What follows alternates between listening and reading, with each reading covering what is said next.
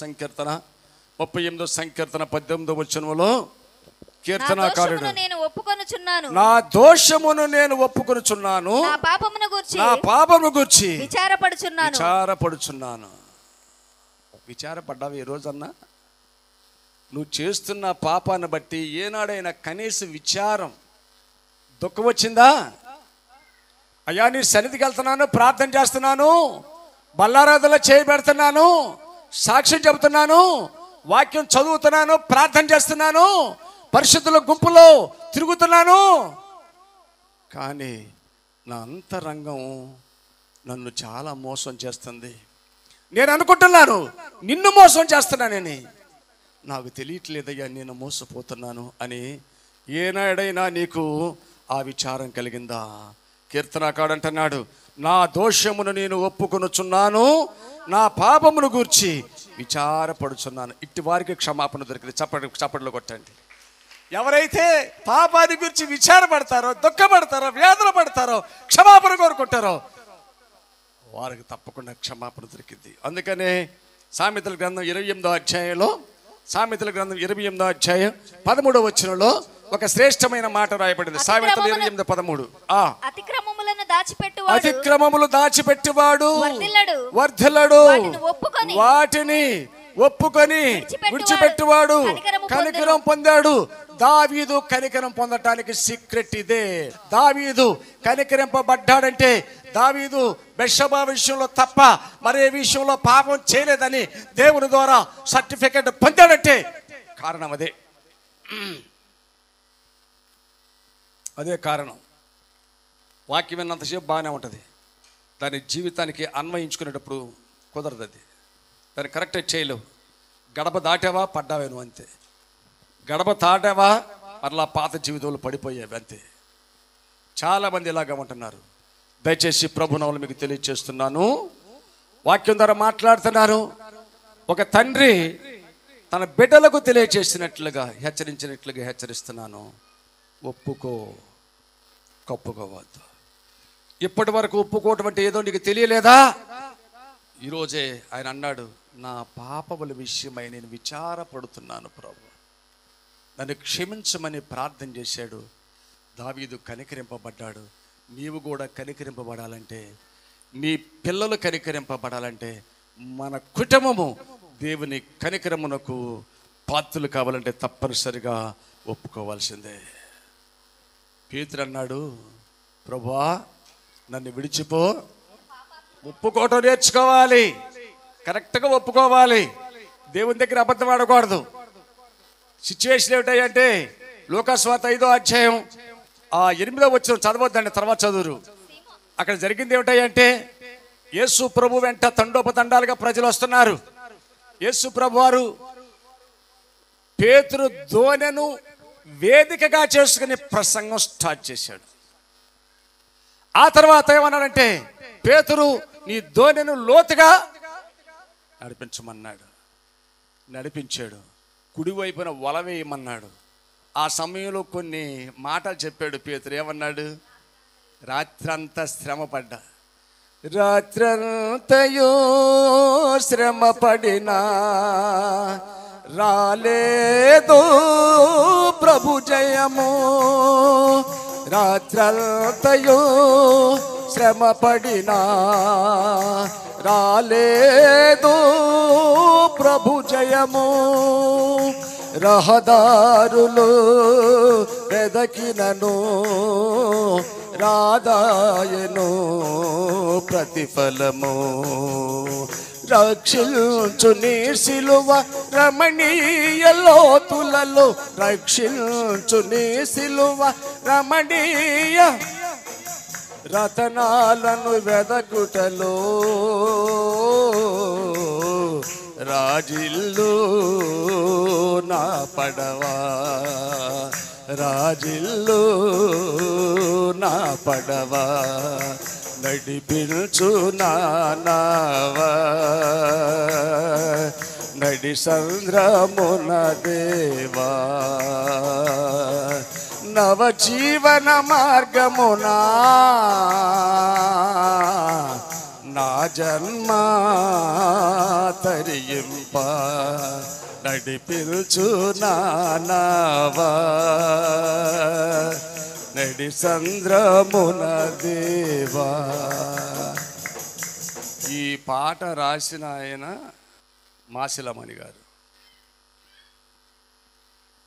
మనశ్శాంతి లేకుండా సెకండ్ షోలు సినిమాలకు వెళ్ళేవాడంట, పీక బీడీలు తాగేవాడంట. అర్ధరాత్రుల్లో బీడీలు తాగుతా రోడ్లు అంట తిరుగుతూ ఉంటే మనసు శాంతి ఉండేది కదంట. అందుకని ఆయన రాసిన ఆ పాటలో ఈ పదాన్ని పడ్డాడు, రాత్రి అంతయు శ్రమపడినా ఏమీ లేదయ్యా, రహదారులు తిరిగా, పిచ్చి పిచ్చి రోడ్లను పట్టుకుని తిరిగా, బికార్లాగి తిరిగిన ప్రతిఫలం లేదు. రక్షించుని సిలువా రమణీయ లోతులలో రతనాలను వెదకుటలో రాజిల్లు నా పడవా నడిపించు నావా నడి సంద్రమున దేవా నవ జీవన మార్గమునా నా జన్మ తరింప. ప్రభువా, చేపలు ఎప్పుడు పడితే నాకు తెలుసు, కానీ ఇప్పుడు మీరు ఆజ్ఞాపించారే, ఇది ఇప్పుడు మాత్రం ఈ సమయం మాత్రం చేపలు పట్టే సమయం కాదు, కానీ నీ మాట చొప్పున వల వేస్తున్నానని వల వేస్తే వల చిరిగిపోవునట్లుగా చేపలు పడ్డాయంట. చప్పట్లు కొట్టి ప్రభును మహింపొచ్చు. ప్రభు మాటలో అంత శక్తి ఉన్నది ప్రియమైనటువంటి దేవుని పిల్లలారా. అప్పుడు పేతురు యేసు ప్రభు దగ్గరికి వచ్చాడు. 8వ వచనం చదవాలి ఇప్పుడు. సీమోను పేతురు అది చూచి యేసు మోకాళ్ళ ఎదుట సాగిలపడి ప్రభువా నన్ను విడిచిపొమ్ము నేను పాపాత్ముడనని చెప్పెను. ఇదే ఒప్పుకోలంటే, ఇందుకే చెప్పింది ఇదంతా. ఈ వృత్తాంతం అంతా చెప్పింది ఏంటంటే, పాపాత్ముడని ఒప్పుకోవడానికి సిగ్గు చాలా మందికి. పాపాత్ముని అంటానికే సిగ్గు. నేను ఏం పాపం చేశానని ఒప్పుకోవాలి? ప్రియమైనటువంటి దేవుని బిడ్డలారా, ఏమన్నాడు? నేను పాపిని, నన్ను విడిచిపో, నువ్వు పరిశుద్ధుడు, నీ దగ్గర నేను పనికిరానయ్యా. ఉన్న వాస్తవాన్ని ఒప్పుకున్నాడు. ఇప్పుడు దేవుడు అన్నాడు, నిన్ను మనుషులు పట్టే జాలరుగా, ఇక నీవు చేపలు పట్టేవాడు కాదు, మనుషులు పట్టే జాలరుగా. నీవు కూడా మనుషులు పట్టే జాలరు కావాలంటే పేతురులాగా యేసు ప్రభు పాదాల దగ్గరికి వెళ్ళి, పాట కూడా ఉంది, ప్రియమైనటువంటి వారులారా, పేతురు వలె నేను పాపిని అనటం ఒప్పుకో. దావీదు వలె నా పాపములు తుడిచివై నన్ను కడుగు అని చెప్పటం, అవి ఒప్పుకోవటం నేర్చుకో. నేర్చుకో, కప్పుకోవటం మారుకో. ఒప్పుకుంటే పాప క్షమాపణ దొరుకుతుంది. క్లైమాక్స్ అది. ఇంకా కొద్ది నిమిషాలు అయిపోతే చచ్చిపోతాడు ఆ వ్యక్తి. 2 వ్యక్తులు ఉన్నారు, యేసు ప్రభు కొట్టి ఇటు పక్క. ఇప్పుడు మీకు తెలిసిపోయి ఉంటుంది ఇక్కడ కదండి. ఒకడేమన్నాడంటే, ఒకడి జీవితంలో ఒప్పుకోలేదు, ఒకడి జీవితంలో మొదటి దొంగ ఒప్పుకునే మనస్తత్వం లేదు. వాడేమన్నాడు? యేసు ప్రభుని, నువ్వు రక్షించుకొని మమ్మల్ని కూడా రక్షించు. నువ్వు కానీ శిలువ మీద నుంచి మమ్మల్ని రక్షించావా, మళ్ళీ వెళ్తాం, మళ్ళీ దొంగతనాలు చేస్తాం, మళ్ళీ కూలికూరలు చేస్తాం, మళ్ళీ దొంగలుగానే బ్రతుకుతా. అది దానికి యొక్క అర్థం. వాడి జీవితంలో ఒప్పుకోలేదు. కానీ రెండవ వాడు మొదటి వాడిని షటప్ అని మాట్లాడుతున్నాడు. లోకస్వార్త 23వ అధ్యాయం 41వ వచనం తీయండి అందరూ. మనకైతే ఏమంటున్నాడు? ఈ రెండవ దొంగ మొదటి దొంగను చూసి అంటున్నాడు, దానికి ముందు కూడా చదువునానా.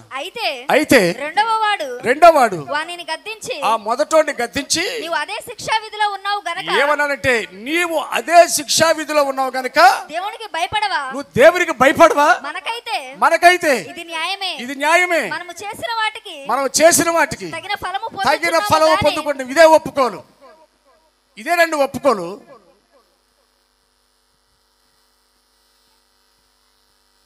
మొదటోడు ఒప్పుకోలా, రెండవడు ఏమంటున్నాడు, ఇది మనకు తగిందిరా, మన శిక్షాఫలం మనం పొందుతున్నాం ఆయన ఏం చేశాడని?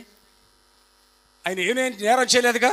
మనం నేరస్తులం కాబట్టి మనం సిలువెక్కాం. ఈయన సిలువెక్కడం ఏమిటి? ఒప్పుకొని, ప్రభువా నీవు నీ రాజ్యంలో వచ్చేటప్పుడు, నువ్వు రాజ్యంతో వచ్చేటప్పుడు నన్ను జ్ఞాపకం చేసుకోమన్నాడు. ఎప్పుడైతే ఒప్పుకున్నాడో అప్పుడే జవాబు వచ్చింది. ఏమన్నాడు? నేడు నీవు నాతో కూడా పరదేశంలో. చప్పట్లు కొట్టి ప్రభువుని మహింపరచుదాం. దేవునికి స్తోత్రం. ప్రియమైనటువంటి దేవుని బిడ్డలారా, ఒప్పుకోవాలి, కప్పుకోవటం నేర్చుకోమాకండి. యేసు దేవుని కుమారుడని ఒప్పుకోవాలని వాక్యం చెబుతుంది. యోహాను పత్రిక 1వ పత్రిక 4:15 వాక్యం ఏమంటుంది? యోహాను పత్రిక 1వ పత్రిక 4:15 యేసు దేవుని కుమారుడని ఎవడు ఒప్పుకొనునో వానిలో దేవుడు నిలిచిండును, వాడు దేవుని యందు ఉన్నాడు. నీలో దేవుడు నిలిచి ఉండాలంటే నువ్వేమన్నాలంట? యేసు దేవుని కుమారుడు. ఆయనెవరో, ఆయన కుమారుడు ఎవరో, అదేగా ఇందాక పాడిన పాట. ఆయనెవరో, ఆయన కుమారుడు ఎవడు? ఆ రచయిత ఆ కంపారిజన్ చూడండి, ఆ పోలిక చూడండి, ఎంత అద్భుతంగా వ్రాయటం జరిగిందో. ప్రియమైన వర్లారా, దేవుడు క్రీస్తుని దేవుని కుమారుడిగా ఒప్పుకో. రెండవదిగా రండి, రోమపత్రిక 10వ అధ్యాయం 9వ వచనం 9 నుండి 10 వరకు. రోమపత్రిక 10వ అధ్యాయం 9 నుంచి 10వ వచనం వరకు. అదేమనగా యేసు ప్రభువని నీ నోటితో ఒప్పుకొని. ఏం చేయాలంట? ఏం చేయాలి? యేసు ప్రభువని నీ నోటితో ఒప్పుకొని దేవుడు మృతులలో నుండి ఆయన లేపనని హృదయమందు విశ్వసించిన ఎడల నీవు రక్షింపబడతావు. ఎవరు ఒప్పుకోవాలంట? యేసు క్రీస్తు ప్రభుని ఒప్పుకో.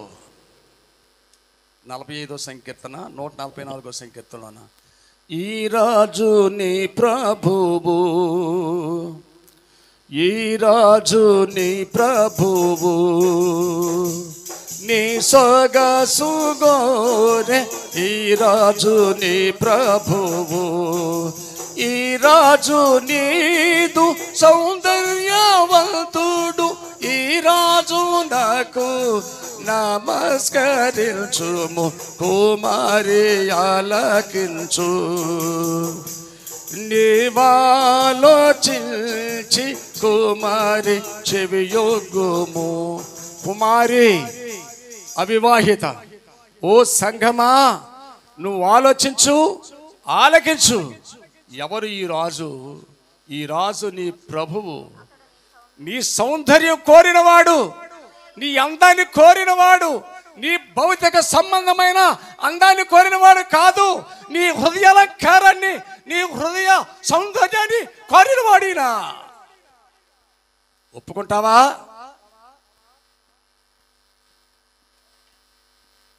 ఆలోచించు, ఆలోచించు, చెవియొగ్గు.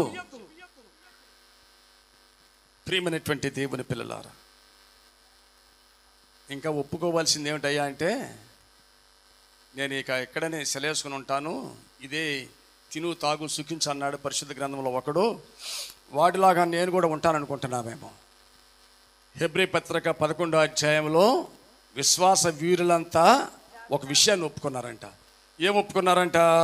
భూమి మీద 11వ అధ్యాయం 13వ వచనం, భూమి మీద వారందరంట, భూమి మీద ఎవరంటే నోవాకు, హానోకు, ఏబు, వీళ్ళందరూ, మోషే, అబ్రహాము, ఇస్సాకు, యాకోబు తదితరమైనటువంటి విశ్వాస వీళ్ళందరూ కూడా అనుకున్నారంట, వీరందరూ ఆ వాగ్దానముల ఫలము అనుభవింపకపోయినను దూరము నుండి చూచి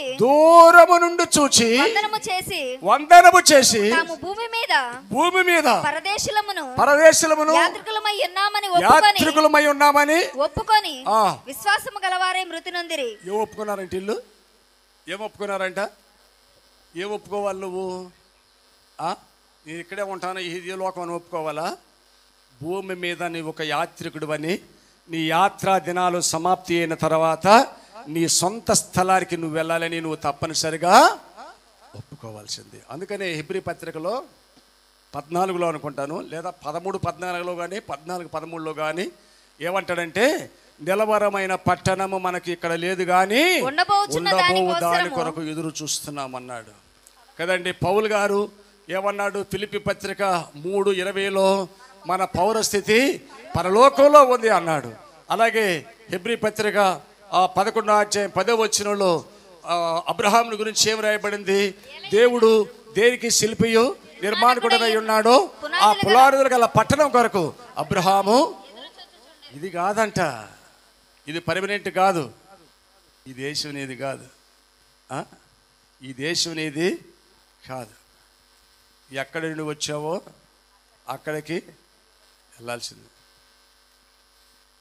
తల్లి గర్భమున ఎటులో చితివో అటులే తిరిగి వెళ్ళవలెనుగా, గమ్యం తెలియని బాటసారి ఎచటి కోయి నీ పయనం, ఎచటి కోయి నీ పయనం, యేసే నిన్ను పిలిచెను చూడు కలువరిలో ఆ సిలువపైనే. ప్రభు పిలుస్తున్నాడు, నువ్వు బాటసారివి, నువ్వు యాత్రికుడు అని ఒప్పుకో. వాళ్ళందరూ ఒప్పుకున్నారు. వారందరూ ఈ లోకంలో ఉండి ఆ దేశాన్ని చూశారు. ఏదైతే దేవుడు వాగ్దానం చేశాడో ఆ దేశాన్ని చూసి ఆ దేశాన్ని గురించి రాశారు వాళ్ళు, ప్రవక్తలు. ప్రియమైన వాళ్ళారా, ఫైనల్గా చూడండి, ఇంకా ఒప్పుకోవాల్సింది ఏమిటంటే మత్తయి సువార్త 3:5 ప్రకారం, మత్తయి సువార్త 3:5 ప్రకారం, ఆ సమయమున యెరూషలేము వారును యూదయ వారందరూ నదీ ప్రాంతంలో వారందరూ అతని యొద్దకు వచ్చి తమ పాపములను ఒప్పుకొనుచు యొర్దాను నదిలో ఒప్పుకున్నారా? ఏం ఒప్పుకున్నారు చెప్పండి? మంచిదేనా? పాపాన్ని ఒప్పుకున్న తర్వాత నెక్స్ట్ స్టెప్ ఏంటి? పాపాన్ని ఒప్పుకొనుచు యోర్దాను నదిలో అతని చేత బాప్తిస్మము పొందిరి.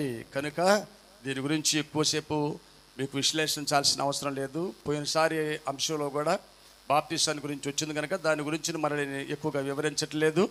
కనుక ఒప్పుకోలు అనేది చాలా ప్రాముఖ్యమైంది, కప్పుకోవటం అనేది ప్రమాదకరమైంది. ఎందుకంటే దావీదు కప్పుకుంటే దేవుడు నాతాన్ని ప్రవక్తను పంపి దాన్ని బయటకు తీసుకొచ్చాడు. ఆ తర్వాత దావీదు క్షమాపణ కోరుకున్నాడు, క్షమాపణ పొందాడు. అలాంటి అవకాశం మనకు ఉంటుందో ఉండదో తెలియదు కానీ ప్రియులారా, మనం చేసిన ప్రతి పాపమును దేవుని సన్నిధిలో ఒప్పుకొని దేవుని ద్వారా క్షమాపణ పొంది దేవుని పిల్లలుగా మనం బ్రతుకుదాం. అలాగా బ్రతకడానికి పరిశుద్ధాత్మ దేవుడు తన కృపను మెండుగా అనుగ్రహించును గాక. ఆమేన్. సమస్త జ్ఞానమునకు మించిన దేవుని సమాధానము యేసుక్రీస్తు వలన మీ హృదయములకు తలంపులకు కావలి ఉండి కాచి కాపాడి సంరక్షించును గాక. ఆమేన్.